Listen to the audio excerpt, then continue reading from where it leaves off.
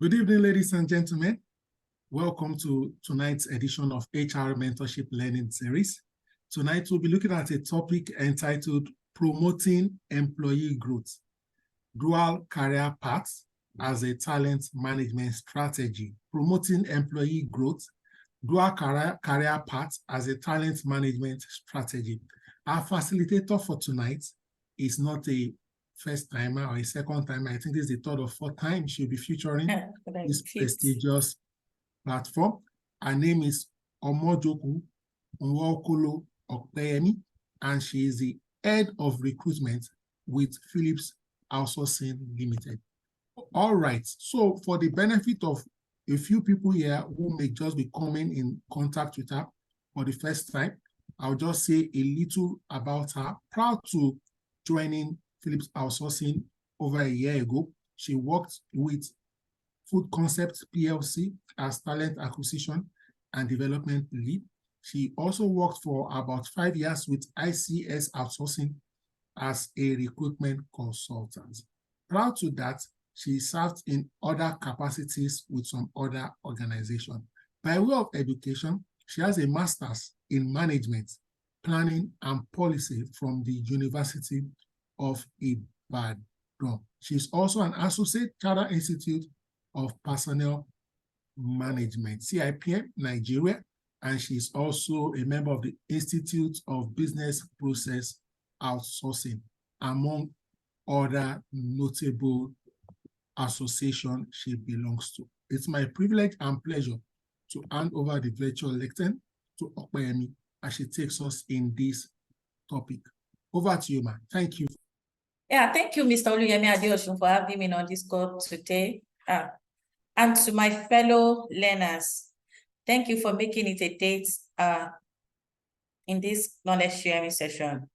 I hope we'll have an interactive class because this particular topic is going to be more of organizational driven. Though we can also adopt it for personal gain, or you can individualize it, like make it personalized, but it's speaking mostly to an organization. It's part of an organization strategy, learning strategy, talent strategy in an organization. So I want us to do it together because I want to also learn from your wealth of experience as well. Thank you so much for coming online once again. And we are starting now.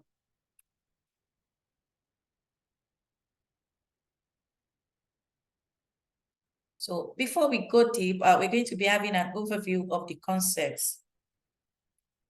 In this today's knowledge sharing, we're going to be focusing on employee growth, talent management, dual career path, and implementing dual career paths. So we're going to be talking about employee growth for the first, as the first concept that we're going to be talking about. So I want us to, in your own view, just simplified view, in your own opinion, what do you think about when you hear organization employee growth? What does it mean to you? Like me now, what I will relate my growth with might be different from yours because we have our individual career plans, which is not general. So what do you think employee growth mean? What does it mean?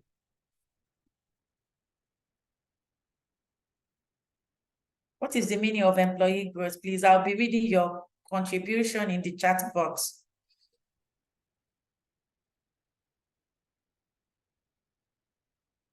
Yeah, Segun Oladosu said career advancement. Wow, that's good.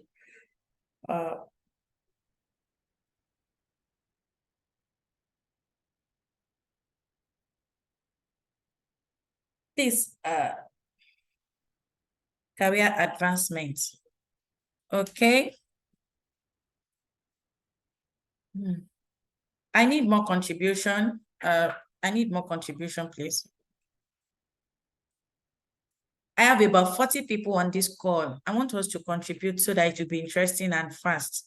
Capacity development. Kehinde Bello said capacity development, yes. Employee growth, also known as professional or career growth, refers to the development, progress, and advancement of individual within an organization That's a very good one. It's comprehensive enough for me to move forward. So thank you everyone for your contribution. We've all given our own nice definition, and they are all relevant. All the definitions are relevant to what we're going to be talking about this evening. So if you look at the my illustration on the screen, we have a black soil, we have money, and we have sprouting plants. So what can you how will you relate with this? What do you think this mean in the context of employee growth? What does it mean to you before I share my own insight to it? When we are talking of, this is a summary of what we are going to be discussing on employee growth, this image. So I want you to, what meaning can you read to it? What does it mean to you? When you see this, you are seeing a black soil, you are seeing black soil, you are seeing money, you are seeing sprouting plant, and then some ways. We have ways on the screen as well. So what do you think? What does this mean to you when we are talking of employee growth? Before I open the conversation formally.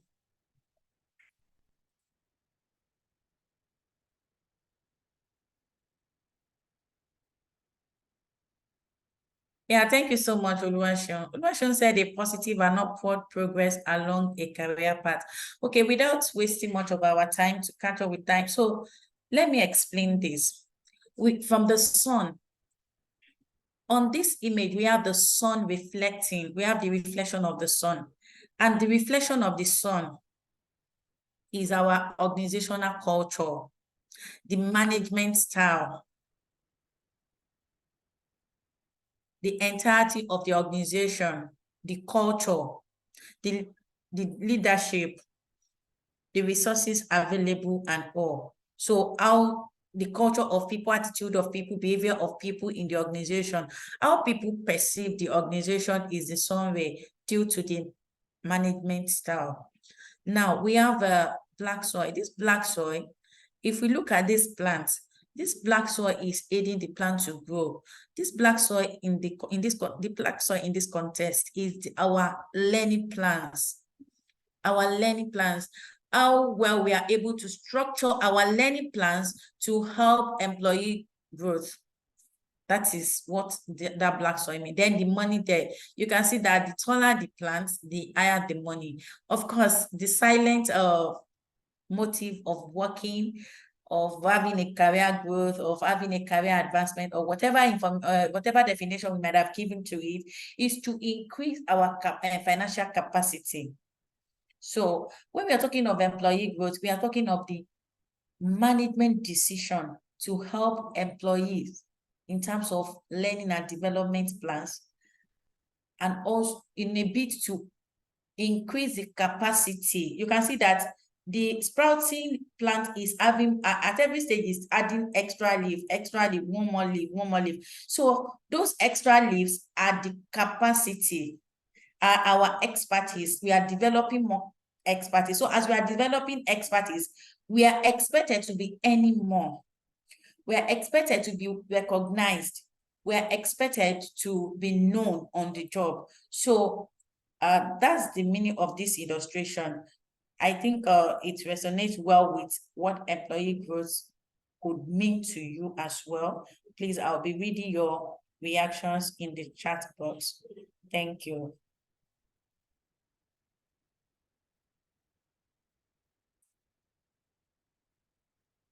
Now, when we're talking of employee growth in context, we are talking of ascending the career ladder through accumulated expertise from continuous learning, evolving knowledge, skills, and experiences within an organization. Career growth. The reason why I'm limiting this to an organization is because we are using this as a talent management strategy for employee growth, kind of this the particular topic, the dual career path. So it's strategic to what is happening within an organization. So I'm not going to be referring to external career growth. Of course, we have horizontal career growth, we have vertical career growth, and we have inbound and we have outbound career growth. So I'm not going to be emphasizing on that. So I'm going to be streamlining this particular topic to what is happening in your organization, in my organization. So, and again, we have making more career gains by setting goals that help determine career paths and ongoing process of efforts for professional development. So making more career gains, according to this context, is saying that, okay, the more you grow on the job, the more gains you should have in terms of maybe financial gains, self-fulfillment, safety and security, and whatever your own psychological needs might mean to you. Those are the gains we are expected. This career gain is supposed to give you. We are this career growth. The higher you go on the job, the more work-life balance you should have. So your career should have a gains that will transcend all aspects of your life. And you can see my illustration as well. I use arrow to show how the growth should go. It should go upward. When we are in growth in this context, it's not about growing and crawling. Of course, I call it growing and crawling when when an employee has acquired enough expertise to move to the next level, and maybe by virtue of the company's policy or also could not move up or I earn better money. So that is growing. Someone can be growing and be crawling, but you can see that my growth chart here on the screen is showing an upward mobility, which is showing that a level of progression on the job and whatever financial gains, total reward, self-fulfillment that may come with the career. Okay, thank you, sir. Okay, so when we are talking of talent management,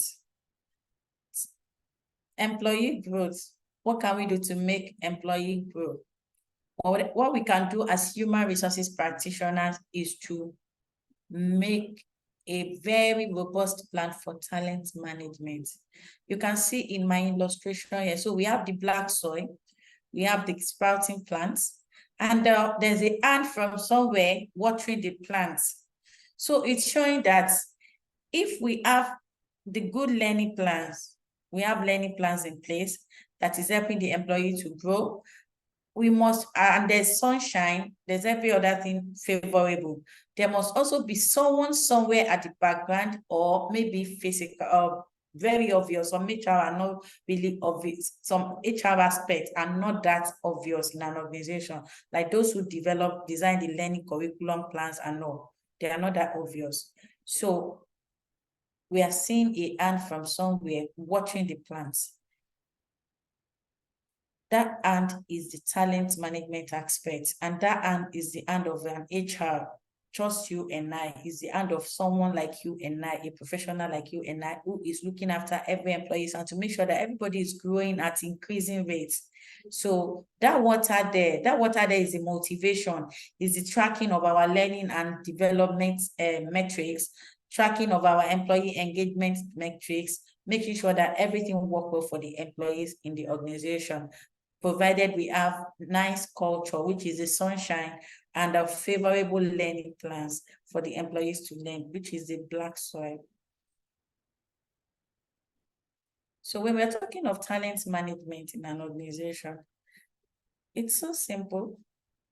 Talent management, all the ways, all the methods, all the strategies that may be in place in an organization to bring in employees and keep them happy and productive.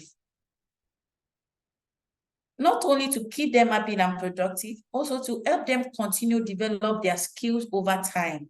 So that is talent management. The term talent there means something special, gifts, expertise, skills that need to be nurtured for optimum benefits to the organization and also benefit to the individual employees. And in essence, when we are talking of talent management, it's just helping employees make the most of their expertise for professional relevance within the organization, financial gains, and life fulfillment. I intentionally put that life fulfillment there because our career is part of our life fulfillment. Our career is part of our life. So whatever happens in our career might directly impact on our entire life. So as HR, as you are working, as you are trying to make the employee stay, as you are trying to do your job, remember you are helping someone to make the most of their expertise for professional relevance within the organization, financial gains, and also life fulfillment. So we are doing the work of in this context, you can see that an HR job is more of a core. You and I, we are serving a core. We are not just working to get money alone. It's a passion, it's a calling to help people, to make people feel good, to make people see themselves, to make people make more money, and to make employees grow entirely. So as part of our talent management strategy, we have a lot of talent management strategies, but we are going to be dwelling on dual career paths. When we are talking of dual career paths, it's not what is commonly practiced in every organization. But whatever we are going to learn tonight, we can adapt it to suit our own narratives individually. Though I am focusing on the organization, but as well, we can adopt it to make a positive change in our own career view. So you can see a child trying to discern which way to go on the walkway. I'm going to interpret this illustration. This child is a fresh graduate, an entry-level professional who just joined an organization. And then having both, you will have seen that she has taken, I don't know if it's a he or she, I don't know if he has taken some steps forward. Now, is at the T-junction, is at where the path separated to form a Y. So he's trying to find his feet. He's trying to find where he truly belongs, whether to the right, the technical aspect, or to the managerial part. And that is where our job as a talent manager comes into play. So what do we mean by dual career paths? What is the meaning? How is it applicable to human resources? What can we do to help manage talent through career and dual career paths? This will be the next discussion. So in dual career paths, there is a choice for two equivalent career progression paths. One to recognize managerial ability and the other to recognize technical dexterity. The big English here is that as we progress on the job, we will discover that we can do more than what we are doing. And but because we can do more than what we are currently doing in general, we need to focus, we need to stay focused, we need to separate our best value, best skills, what our best foot. We need to separate it from the general so that we can focus, so that we can do better on the job. Also, what this is saying is that on the job, as the employees are growing on the job, we human resources practitioners, we are to help them know what they should focus on, separate the career path. Okay, this person is more of a technical person, this person is more of a managerial person. And this dual career path is a strategy to bridge the gap between I have not been promoted to a managerial position, and there's no promotion in this company, there's no growth in this company. When an employee is saying there's no growth, it means the pattern of ascending from a particular role to another is not there.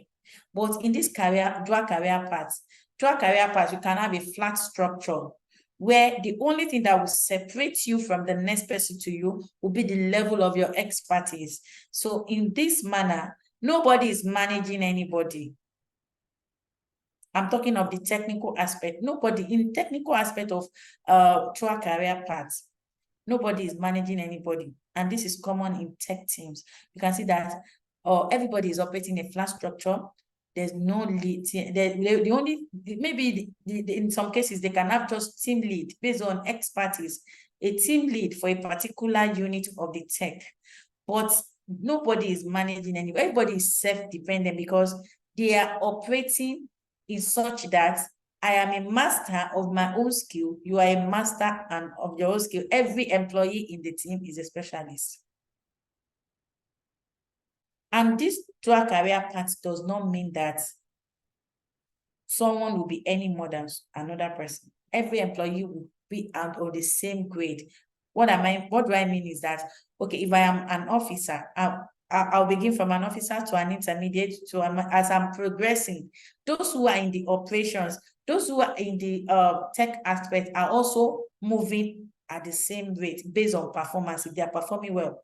And the way I am being measured on my performance is now not subject in the tech specialization, technical specialization, or professional specialization. Also, we are not measuring the performance of a particular employee in this context by the performance of the people in the team. So that employee, an employee who is specialized, who is a specialist, who is a tech person, is being measured based on his own input to the organization and not subject to the team of the performance of the performance of the team as a whole.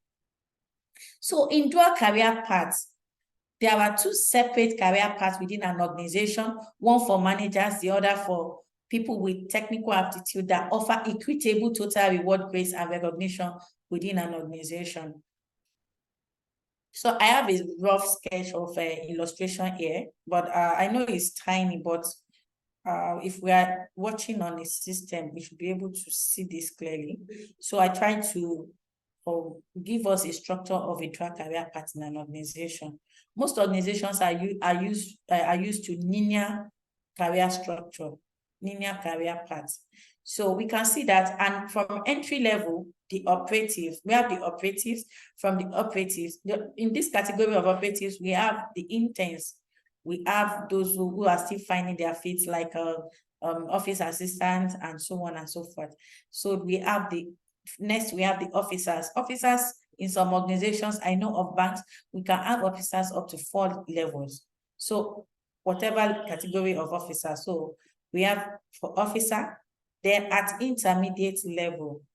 At intermediate level, an employee is ready to take on a greater challenge, is ready to specialize, is ready to move ahead to a more strategic role. Now, what we do here is, okay, we draw a Y career path, a Y line that, okay, if you are tech inclined, this is your own path. If you are managerial inclined, this is your own path. And why are we doing this? We are all struggling to become managers in every organization. But I want us to know that it is not a course. Some people will resign, will leave, even if they work for 100 years, they will never be called managers. It's not a course. And that does not mean that they are not growing. Not everybody will become a manager. But according to the skills, according to the technicalities of what we are doing, we can be called subject matter experts, which is equivalent to a managerial position in another field. So when we are talking of managerial position is subject to operations, business operations, day-to-day running, how things should be done, looking after people, looking out for people, operations. Then when we are looking at the technical aspects of a business, we tend to find the specialists there. And here, the nomenclature will surely change. The nomenclature of those roles will surely change from a managerial position to a more strategic name according to what the employee is doing. And that is why we have after the operations officer, then intermediate, then it is split. So an employee may become a supervisor. In our own context, a supervisor, someone who manages a small team, like report to the first line manager.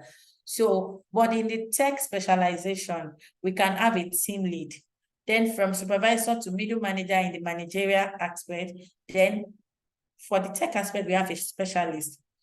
Then for senior manager in managerial position, we have head of units.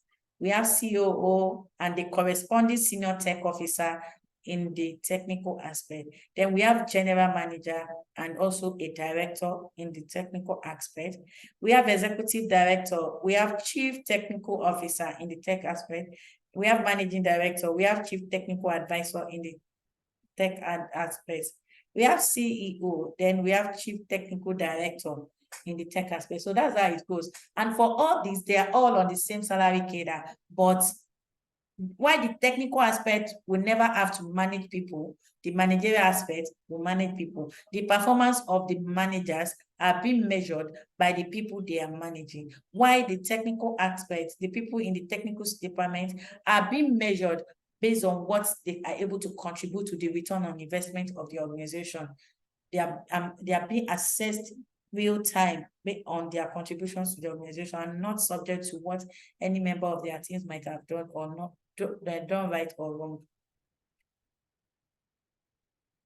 Please, I hope I'm not too fast. I think I'm feeling like I'm too fast.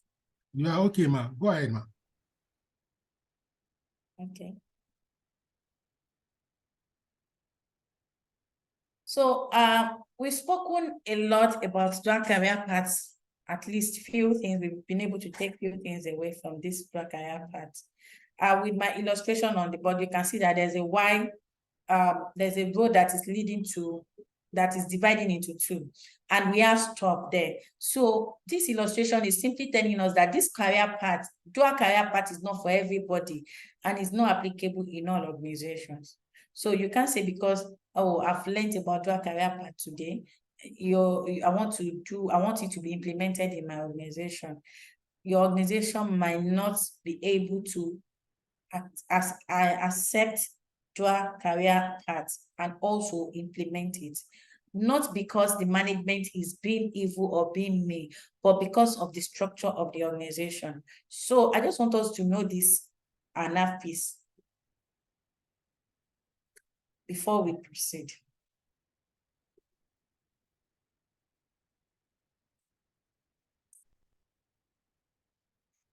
So initially, I said not every organization can practice dual career paths. Now, I think it's good for us to know the conditions for dual career paths before, so that we can know where we belong. But when we are talking of dual career ladder programs, this career path is mostly found in scientific and research institutions, medical and healthcare, information technology field, and engineering fields. So if you are not in this category, that does not mean that you cannot fit in as well. We still proceed to show you, I'm still proceeding to show you more organizations that can accommodate to a career path. So if you don't belong to any of this STEM, if your company is not categorized as a science-based company, STEM, science, technology, engineering, analytical company, of course, if you fall into this category and if you have these characteristics, you can still fit into practice dual career paths in your organization. So we have if your organization requires special or certified technical or professional training, I mean, if your profession rather, it requires special or certified technical training as a if there are a set of people who require that in your organization, if there are a set of departments in your organization that require that, taking for an instance, FMCG.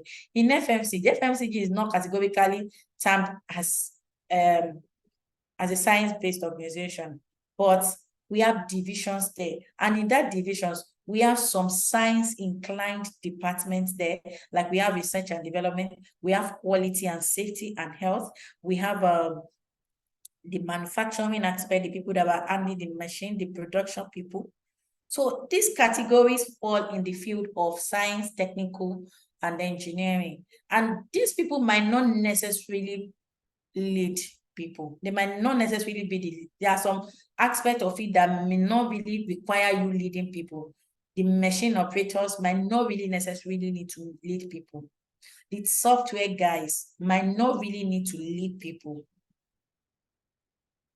They can come, in those people are technical experts and they function within an organization as in-house consultants. So they don't really need to manage people. What they do is they dish out their services to serve other departments. They might not even have people mentoring, they are mentoring. They might not have anyone they are reporting to. They are just working on their own, and they have their own, who are reporting to them as well. They have their own line of reports, but nobody reports to them. They are accountable, but they are not accountable. Nobody is accountable to them. So that is justice. So in that kind of category, you can have a dual, in a manufacturing company, you can have a dual career path. Then rapid innovation for organizations who will need to always be at the edge to meet up with competition. You can establish a dual career path. You can separate the technical function from the general function, and there create a career path for people in the organization. Then industries where retaining top employees is critical to business success. We have some organizations that they need some key talents in that particular organization. You can separate the operations from the technical aspect and create dual career path for people. Then another major condition for dual career paths, you cannot just, if you start today, you cannot just say, oh, I'm starting my career today and I want to have a dual career. You must have garnered at least basic general functions in your field. You must have done basically everything in the field. And okay, maybe by virtue of relationship and interaction with every aspect of your career, of your field, okay, you can say, I want to move to this aspect, the technical aspect of it. Taking for an instance in human resources. Human resources, you can establish a dual career path, of course, because part of HR functions are also tech-driven. Recruitment is tech-driven, compensation and benefit is tech-driven, learning and development is tech-driven. So they require specialties, they require special certifications, they require special expertise. So we can have dual career path in HR. You can separate the generalist function from the technical aspect of the HR.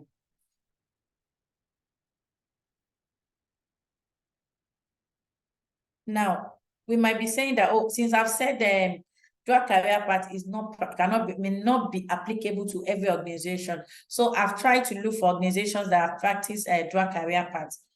These are few. We have a long list of them. If you want to read more, I put the link on my screen. And as well, I'm going to be mentioning some right there in Nigeria that are practicing dual career path. Apart from this, MasterCard, British Petroleum, Rolls-Royce, Kroger, and all. We have Nestle. Nestle is practicing dual career paths. You can enter into Nestle as a finance person, and if you want to, you can eventually say, okay, I want to cross to sales. You can be a key account manager and all. And then and I know Shell too. Shell Petroleum does the same. You can enter Shell as a maybe instrumentation engineer. You might eventually specialize as a project manager. So some organizations right there in Nigeria, but most of them are multinationals as well, because this culture of dual career path is brought into Nigeria. It's not what we do. Organizations don't really do it in Nigeria, but we individuals, we can have our own in the personal career paths, dual career path for ourselves.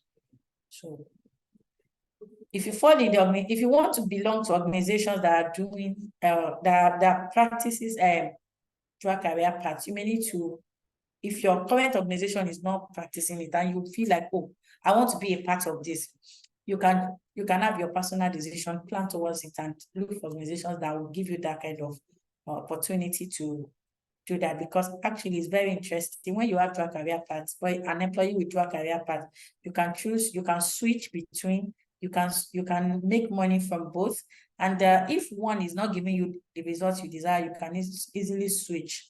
So it gives a kind of self-fulfillment and rest of mind. And for those who have dual career paths, there's this kind of market, all the time market relevance that comes with it. So employees who have dual career paths will always be relevant in the market compared to those who don't have dual career paths.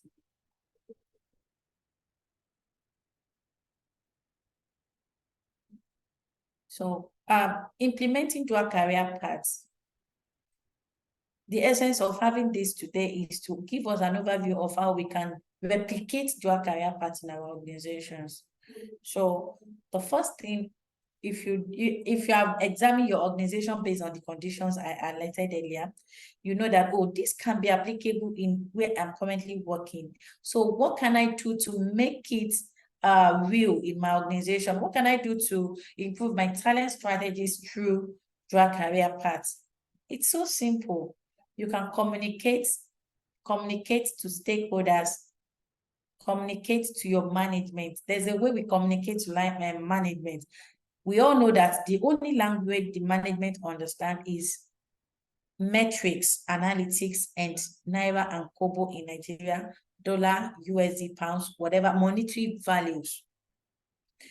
Communicate monetarily and analytically to the management and stakeholders.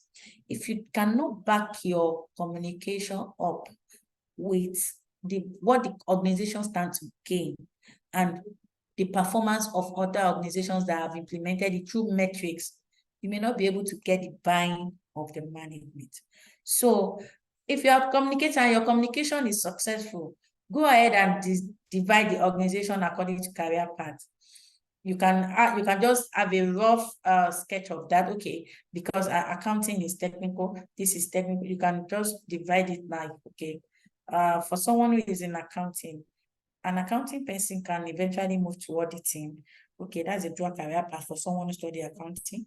An accounting person and someone who is handling auditing can also move to internal control department. That's a career path for that person, dual career path. Okay, I have an HR here. She's not really performing on the job and I don't want her to go. Okay, let me try to have a dual career path for such. Maybe she'll do better on the second part. And also for those who are in business intelligence, financial analysis, financial planning and analysis, whoever is in financial planning and analysis can also maybe somehow function as a finance director, because financial analysis too have to do with projecting, forecasting, and measuring business performance. So, and I believe there's an aspect of finance too that has to do with financial statements, which is a true function of what, which reflects what the outcome of the results of financial planning and analysis will do. So it's just for us to sit down and separate that department. Okay, these are typical technical aspects of the business and these are operational. That operational, how do you get to, once you have divided the organization according to career paths, you are dividing people according to career paths, mind you, not just after you have divided departments. What you're going to do is you're going to look out for people with special skills.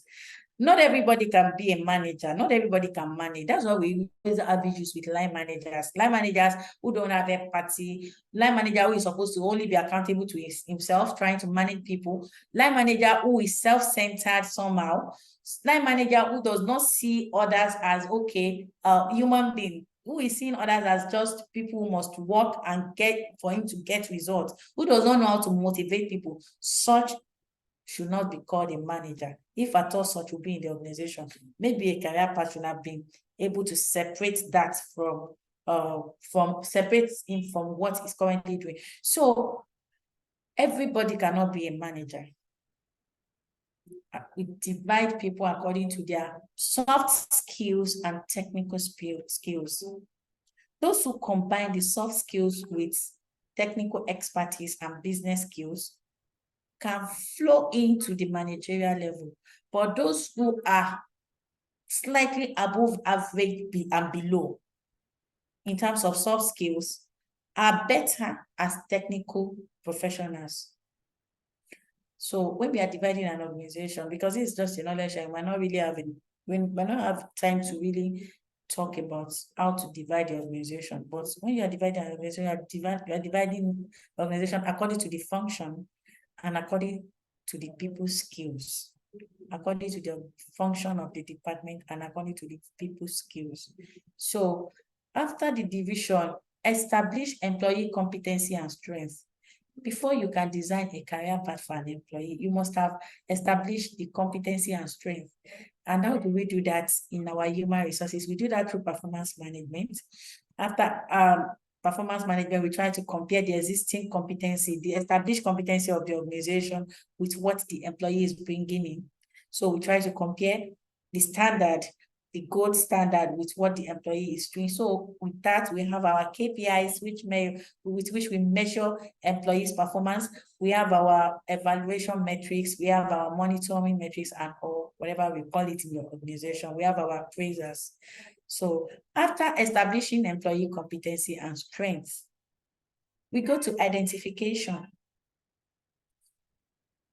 What do I mean by this identification? Through performance management, of course, we're able to identify that, oh, this person will be good in terms of technical aspect of the business, and this is more of a people's person. This person can drive process, can drive people to perform. This person can lead. So with that, once we have identified our personnel for different aspects of the business, what we do is we place them on the roles that will lead to the career paths that will give them the desired career paths that is different from what they've been doing initially.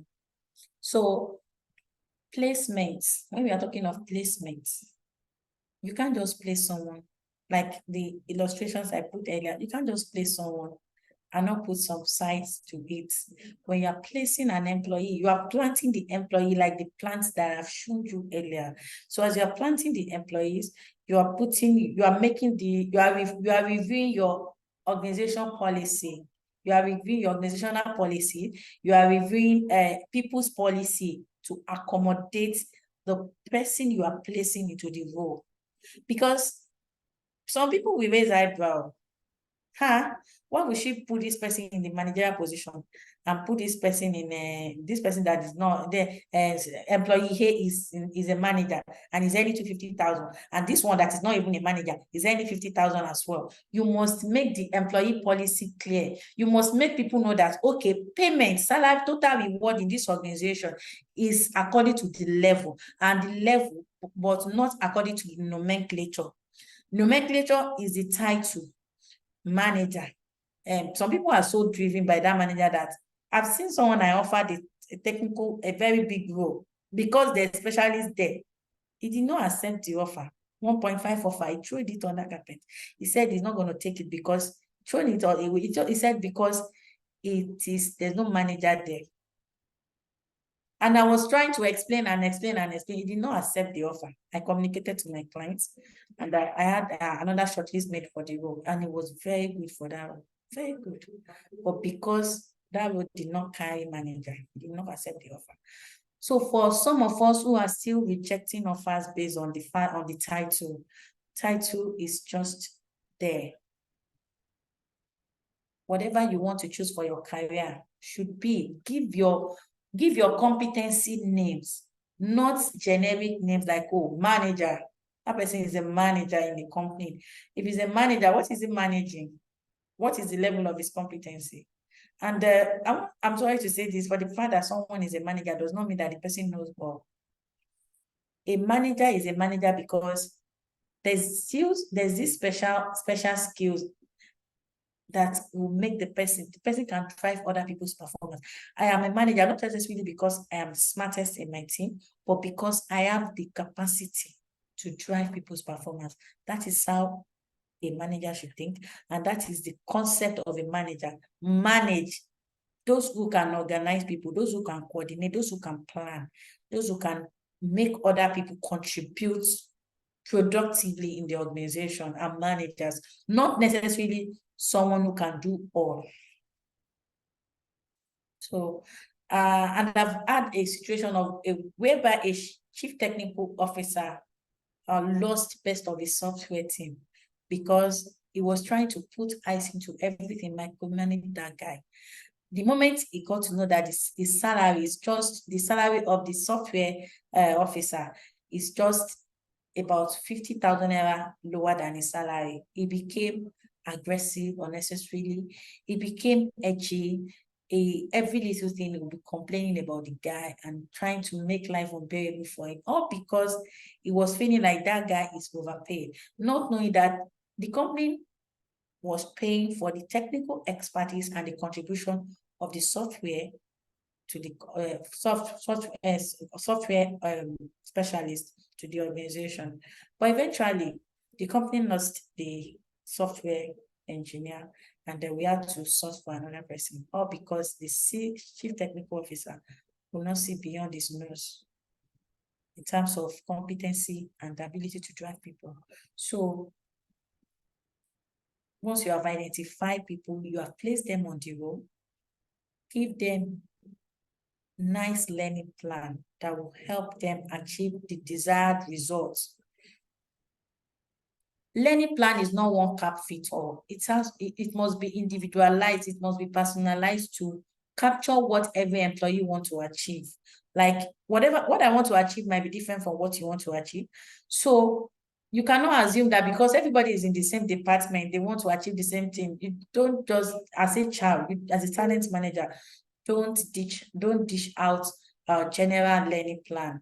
Try to measure people's competency, know where they belong. Is this operational, is it technical, before you give out learning plans, so that the learning plan can be strategic enough to bridge the gap you want to fill in the organization. Then after placement with learning and development, with the salary and all in place. So what next is monitoring and evaluation. So there should be constant monitoring to be sure that the placed employee is performing as required. The placed employee is doing well on the job and is settling well and is performing as expected. And also, this should be in place. And I've mentioned earlier, our method for monitoring employees is through performance appraisal. So that should be comprehensive enough to capture the exact metrics that is required from the employee. And a good performance appraiser will begin from setting a realistic goal to setting key performance indicators and having nice milestones, exactly precise milestones that will measure the goals and the key performance indicators. So please don't let us forget about all this monitoring. When we are monitoring employees, we are talking about employee appraisals, and it begins with setting goals. I've seen organizations that will start trying to be hedgy at the end of the year. Like last quarter of the year now, most organizations are already tense.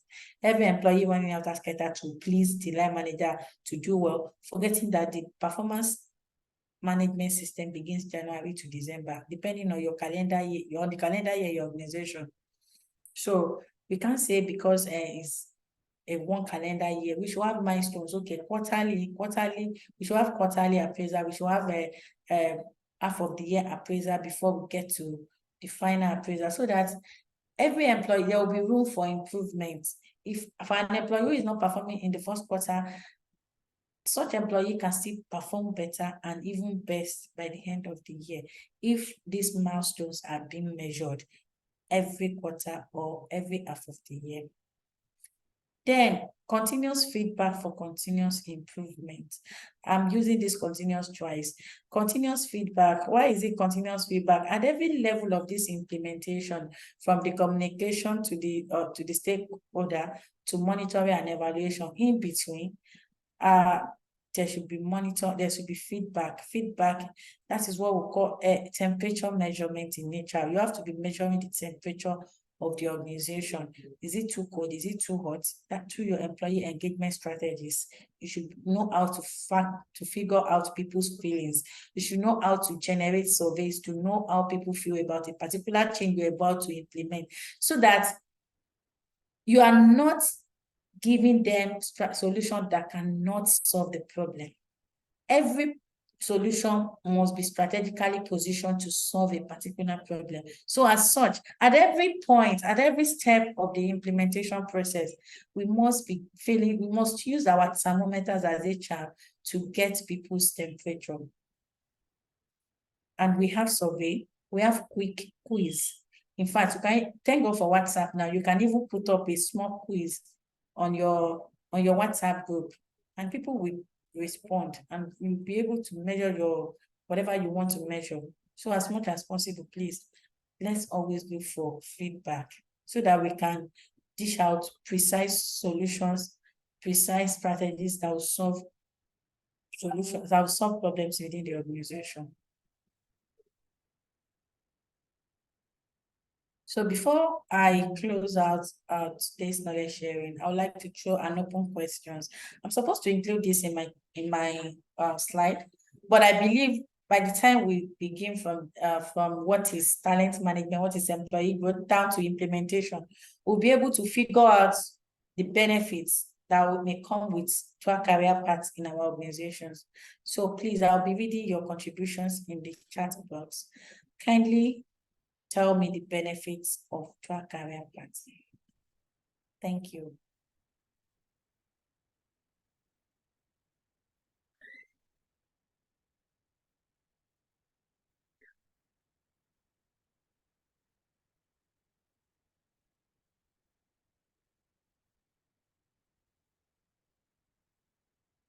Please, I need your contribution. What are the benefits of track career paths?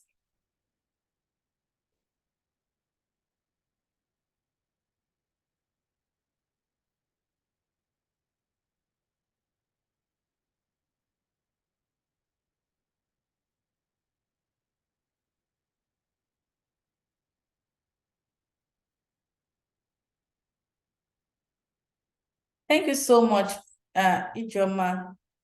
Flexibility to switch career. Yes, that's very good. It helps succession planning. Exactly. The essence of this is to have a succession planning in place, and also, oh, I lost my, there's no light on. Please let me quickly put on my lights. That's one of the problems we've been battling with in Nigeria. Power failure every It's time. okay, man. It's okay, man. Oh my God. Just go on, man. Don't worry. Just go on. Okay, Man. the light is restored. Okay, Omotola, it improves organizational culture. Chance to advance in the field. Yes, yes.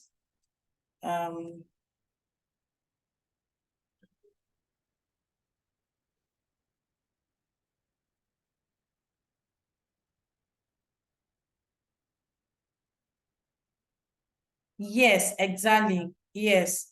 Henry said every employee should be the future of work is dynamic. Every employee must learn to pivot and be agile. Exactly, 100%. Yes, Omotola, in organizational culture. Yes, because people will feel important and there will be nobody will be disgruntled. When I know that I'm not a manager, but I'm on managerial salary scale, despite the fact that I am not a manager, I'm being measured by what I'm contributing to the organization. Of course, the culture will be fine. People's attitude to work will be good, great.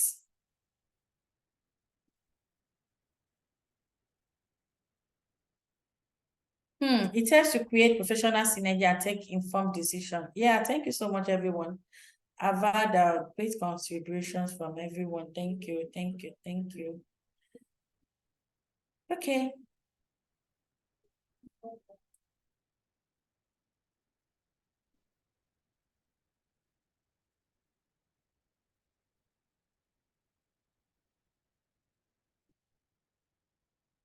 Yeah, it helps to navigate through managerial ladder. Thank you, everyone. So on this note, I'm going to be drawing the curtain for today's KSS. Thank you all for contribution and thank you for coming online to waste your location. Once again, I sincerely apologize for the issues we've had in between the class. And we started with employee engagement, employee growth, and we discussed how an employee should be nurtured in an organization with learning plans, nice organizational culture, and let me say in terms of pay. So basic things that we should know while we are trying to plan our talent management strategies. We should know that whatever talent management strategy we are putting in place must help employees grow, must also increase employees' financial capacity, expertise, and life fulfillment.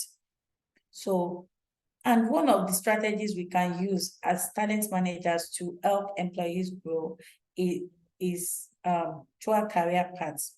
Through our career paths, not fixating on a particular role, opening employees' eyes to see how versatile they can be, through competency mapping, through competency identification, through placement and talent identification. So we should be able to, in that aspect, we should be empowered enough to identify what the technical aspect of the business is and the operational aspect of the business.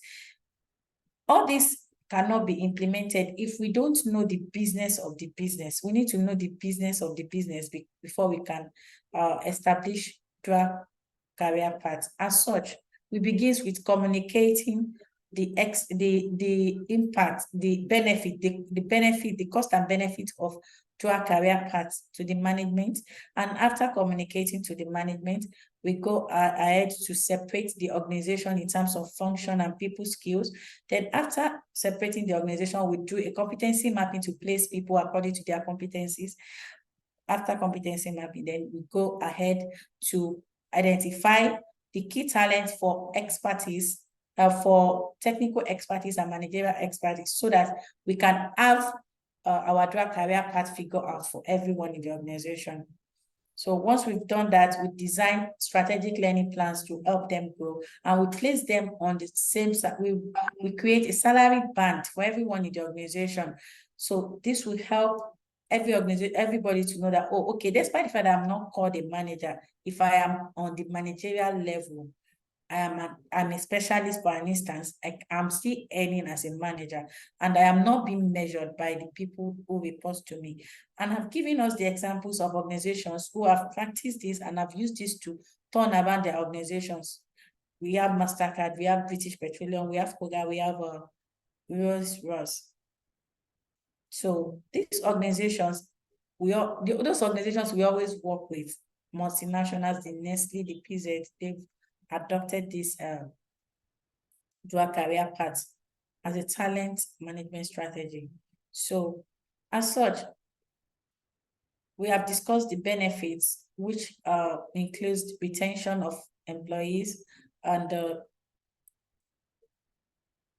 employee satisfaction, employee engagement, structured organization, and a nice organizational culture, favorable organizational culture that will make everybody perform optimally.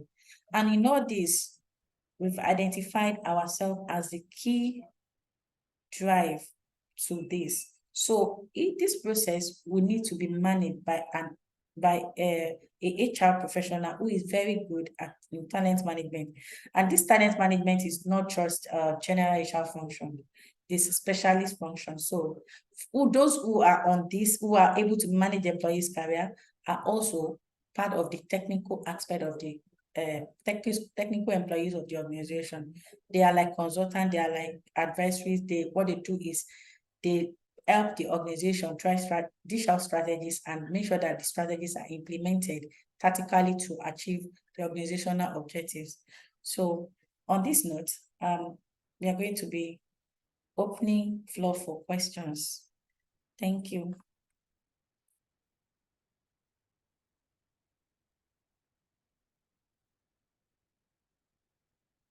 Thank you so much, Mel.